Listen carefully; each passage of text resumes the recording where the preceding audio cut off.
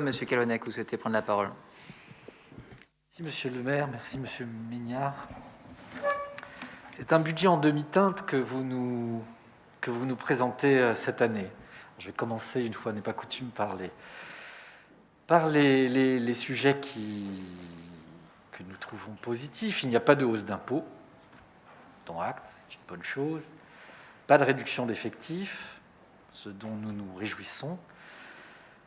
Mais ce budget manque encore quand même singulièrement d'ambition. Alors vous nous dites que... Excusez-moi, je vais retirer mon masque parce que j'imagine que la qualité du son n'est pas terrible. Vous nous dites que l'investissement a augmenté de 30%. Mais c'est totalement faux. Les dépenses d'équipement passent de 23 millions d'euros à 12,6 millions d'euros. Elles ont été réduites de près de moitié, si l'on en croit le tableau page 8 des annexes. Donc je ne vois pas en quoi vous pourriez vous réjouir d'une augmentation des dépenses d'investissement. Au contraire. Alors nous dégageons encore un excédent de 2,3 millions d'euros. Là encore, le tableau page 11 de l'annexe 2 est trompeur.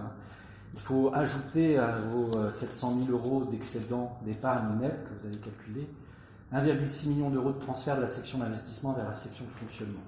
C'est les transferts de la régie. Donc, hors opération de patrimoine, on a 2,3 millions d'excédents, 2,8 millions si j'inclus les 500 000 euros de recettes d'investissement des opérations de patrimoine. C'est une somme considérable. Alors, elle n'apparaît pas dans le document qui nous a été présenté, le budget complet, parce que vous virez cet excédent systématiquement à la section d'investissement. Quand on lit le tableau, on voit excédent 0. En fait, il est là, mais il a été viré à la section d'investissement pour financer cash des dépenses d'investissement. Donc, vous accumulez des excédents sur le dos du contribuable, pour réduire le volume de la dette. Pourtant, je le redis une nouvelle fois, notre ville n'est pas surendettée. Nous épargnons 1 euro sur 6 de notre revenu, le triple de ce qui est recommandé. Nous pouvons rembourser notre dette en 5 ans, alors que nous contractons des emprunts sur 15 ou 20 ans. Nous sommes largement en mesure de payer nos annuités d'emprunt sans nous retrouver à découvert à la fin de l'exercice. C'est ça qui est important. Alors vous nous avez objecté par le passé qu'on ne pouvait pas vivre toute sa vie à crédit. Eh bien si, on peut vivre toute sa vie à crédit.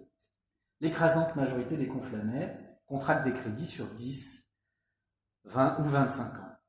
Toutes les entreprises financent les 4/5 de leurs investissements par emprunt, en permanence. Cela ne leur pose pas de problème dès lors qu'ils sont en mesure de payer leur mensualité sans se retrouver à découvert à la fin du mois.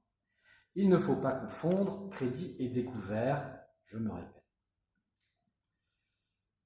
Un crédit n'est pas une mauvaise chose en soi. Nous n'avons pas à payer cash des immeubles qui ont une espérance de vie de 30 ans. Il faut étaler leur financement sur 30 ans. Surtout lorsque les taux d'intérêt sont ridicules. Nous n'avons pas le temps d'accumuler des excédents pendant des années et des années avant de financer l'expansion et la rénovation de nos groupes scolaires. Connaissez-vous un particulier qui aurait épargné toute sa vie pour pouvoir payer cash sa maison avant de devenir propriétaire? Non. La loi, elle nous oblige à couvrir nos dépenses de fonctionnement, y compris le remboursement de la dette, par des ressources propres. Autrement dit, la loi elle nous interdit d'être à découvert, de rembourser une dette en contractant un nouvel emprunt. Et là, nous sommes dans les clous. Nos recettes de fonctionnement excèdent très largement nos dépenses de fonctionnement et le remboursement de la dette. Dès lors que cette condition est respectée, la loi nous autorise à financer intégralement l'investissement par emprunt. Mais au rythme actuel, il nous faudra encore 3 mandats pour rénover la totalité des écoles et des bâtiments publics. 3 mandats. 6-18 ans. Donc en renonçant à l'emprunt, vous nous privez d'un formidable levier d'action pour assurer la prospérité de cette ville. Donc le budget voté l'année précédente le montre. Vous aviez programmé 23 millions d'euros d'investissement et la commune dégageait encore des excédents. Alors pourquoi limiter le volume des investissements aujourd'hui à 12 millions, alors que la situation est encore plus saine? Nos groupes scolaires sont vétustes et trop étroits. Or, seule la rénovation du groupe scolaire du plateau du Moulin est programmée.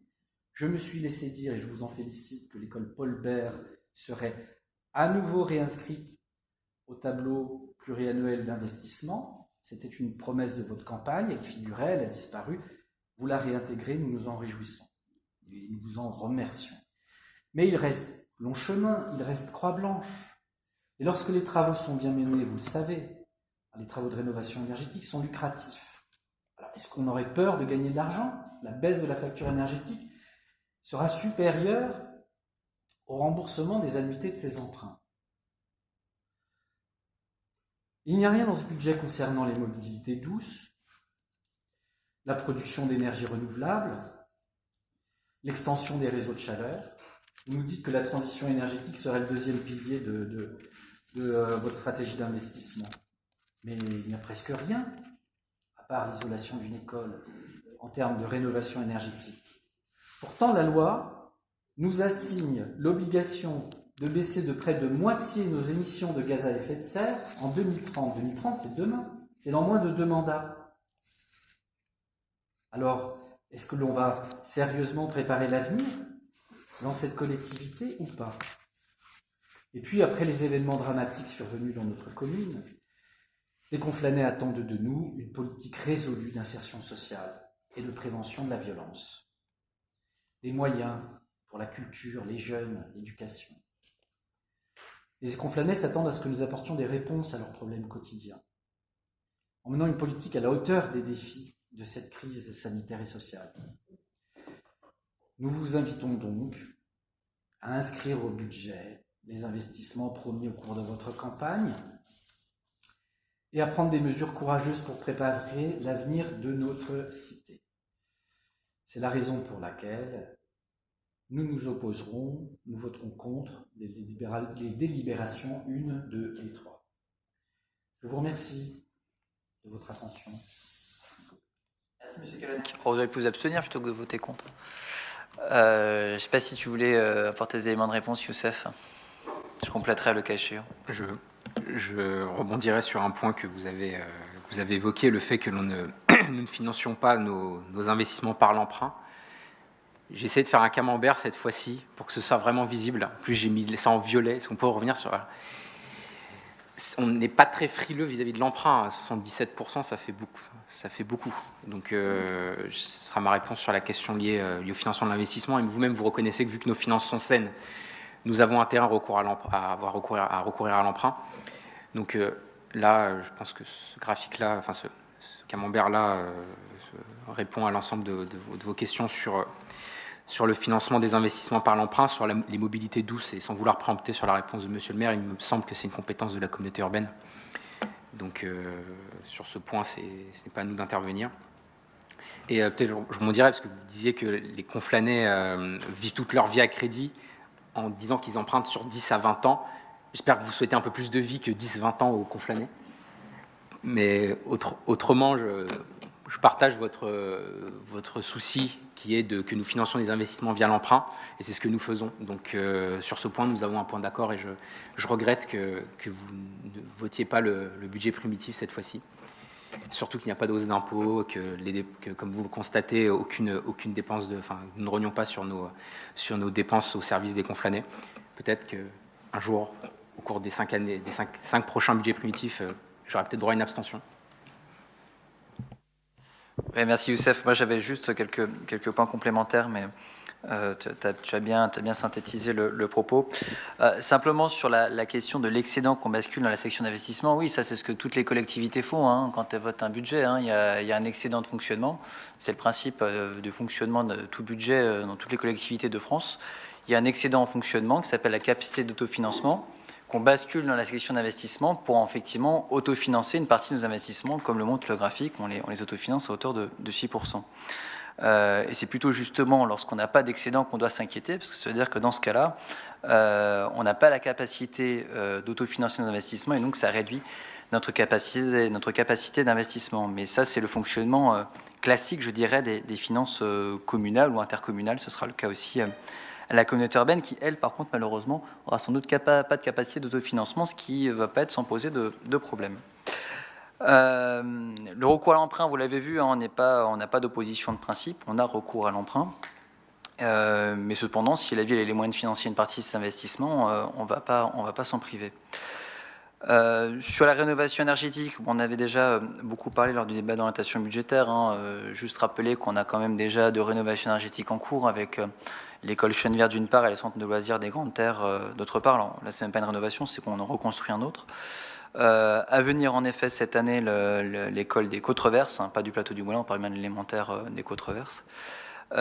Et en effet, vous l'aviez noté la dernière fois, on avait omis d'intégrer l'école Paul Bert, qui on vous confirme effectivement ce soir qu'elle aura bien lieu, cette rénovation énergétique au cours du mandat. Et d'ailleurs, juste au passage, qu'on parlait tout à l'heure du plan de relance, même si j'ai compris des échanges avec la préfecture que les ressources et les recettes générées par ce plan de relance seraient malheureusement assez modestes, mais on avait quand même avancé tous ces projets de rénovation énergétique, le gymnase Foch aussi, puisque c'était l'un des critères justement pour bénéficier des crédits du plan de relance. Sur mobilité douce, effectivement, comme les réseaux de chaleur d'ailleurs, c'est désormais de la compétence de la communauté urbaine, donc effectivement difficile de le prévoir dans un budget municipal, puisque ce n'est pas notre compétence. Vous avez parlé aussi de toute la question sanitaire, donc on a quand même noté qu'on avait une maison de santé pluridisciplinaire de près d'1 million d'euros dans les projets, ce qui évidemment n'est pas rien. Monsieur Canet, je ne sais pas si vous souhaitez reprendre la parole par rapport à ce que nous venons de vous présenter. Qu'on soit bien clair, on ne vous reproche pas les travaux en cours. On vous reprocherait plutôt de ne pas en faire assez. Alors, sur ces questions d'autofinancement, aujourd'hui, on va transférer la section de fonctionnement vers la section d'investissement presque 6,6 millions d'euros. 6,6 millions d'euros. C'est-à-dire à peu près la moitié du montant des investissements, des dépenses d'équipement programmées, 12 millions d'euros. Alors, partie c'est légitime puisqu'il faut rembourser la dette avec ces transferts, mais il reste 2 millions d'euros. Ces 2 millions d'euros, c'est la petite partie bleue là qu'on voit sur votre camembert. Avec 2 millions d'euros, on peut soit payer des investissements cash de millions d'euros, soit on peut emprunter sur 10 ans 20 millions d'euros. Moi, ce que je vous propose, c'est de consacrer ces 2 millions d'euros au financement d'un emprunt supplémentaire pour faire des travaux, plutôt que de financer cash des immobilisations corporelles. Je pense que mon propos est assez clair, je ne vais pas m'étendre là-dessus. Bien entendu, vous financez une large partie des investissements par emprunt. Naturellement, vous n'avez pas d'autres possibilités. De toute façon, les investissements, il est prévu qu'ils soient financés par emprunt. C'est l'exception qui confirme la règle de financer les investissements par les ressources propres. Alors bien sûr, les banques attendent que, au même titre qu'un particulier, lorsqu'il achète une maison, vous apportiez 10% de fonds propres. 10%, ok, pas 23%.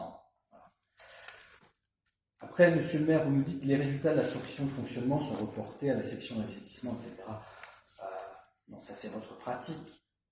La pratique serait plutôt de renseigner la case qui est vide dans le premier tableau qui figure dans les annexes, case qui s'appelle résultat de la section de fonctionnement reporté. En règle générale, les excédents de la section de fonctionnement, on les garde pour pouvoir financer justement le remboursement d'annuités de l'emprunt contracté en T+1 pour investir davantage.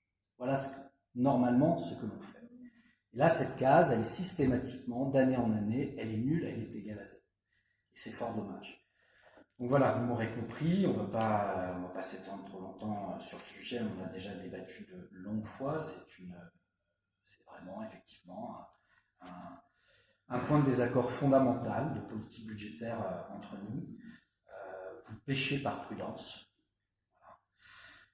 au détriment de l'intérêt des Conflanais, parce qu'on ne va pas attendre 18 ans avant de rénover nos écoles. Il faut être un petit peu réaliste. On a des besoins, et les Conflanais nous font savoir, il faut savoir y répondre. Merci beaucoup.